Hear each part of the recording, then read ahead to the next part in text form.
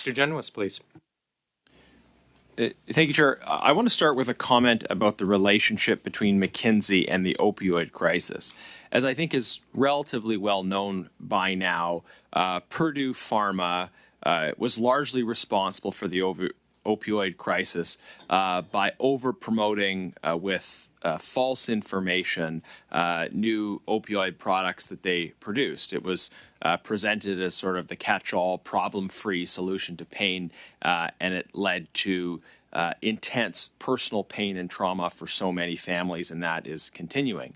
At a time when people were becoming aware of many of these problems, Purdue Pharma sought the assistance of McKinsey to try to whitewash what was going on. And McKinsey worked with Purdue Pharma and gave them advice that would horrify the moral sensibilities of most Canadians about various tools that they could use to try to keep the money pouring in at the expense of people who were negatively affected by opioid substance use disorders.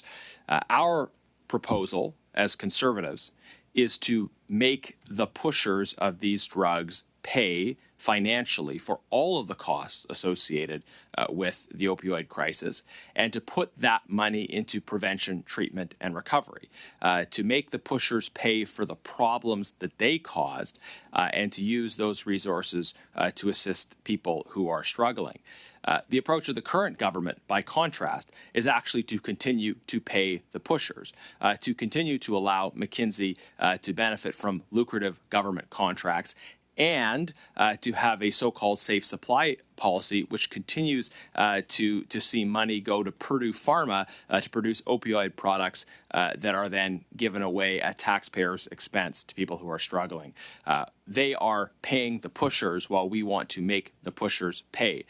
What would you say to Canadians who find it deeply troubling and offensive that companies like McKinsey, like Purdue Pharma, are still cashing in big time as a result of government contracts instead of being held accountable for the damage that they caused?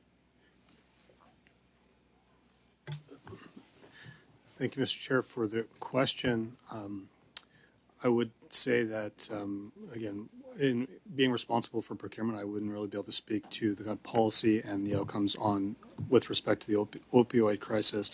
What I can assure Canadians are, with our new Office of Supplier Integrity and Compliance, we are analyzing companies. We're looking for instances where companies have maybe defrauded governments, where they have been involved in corruption and collusion, and we're making sure that we're not doing business with those entities.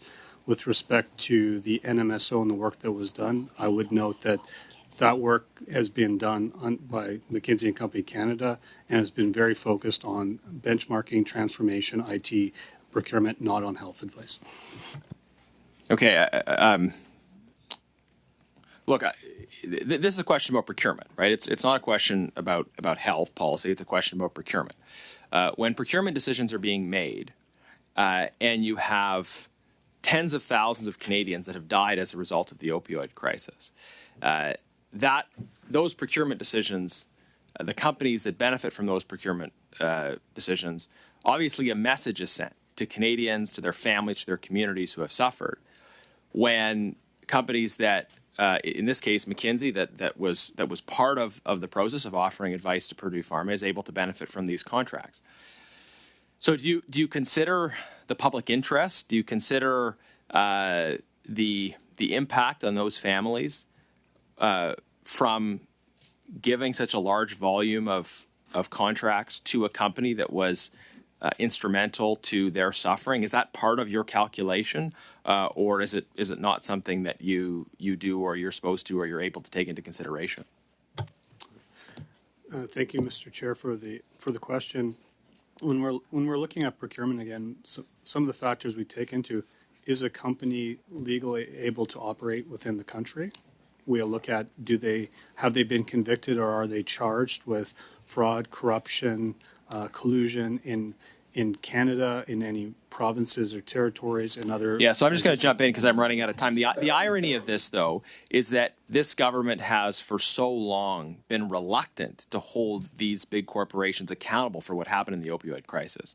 So your criteria for considering them eligible for procurement, whether or not they've been held accountable for these actions, isn't triggered precisely because this government has failed to take actions to hold these companies accountable. You have a close relationship between Dominic Barton and McKinsey and the government, a failure to hold them accountable, and then that lack of accountability being invoked as a justification for continuing to use them to procure services. Meanwhile, so many Canadians have suffered as a result of the opioid crisis. McKinsey and Purdue have had to pay massive compensation in the United States. McKinsey alone, I think, $500 million in the United States. They're not being held accountable because of the cozy relationship we see between these big corporations and the government. Thanks.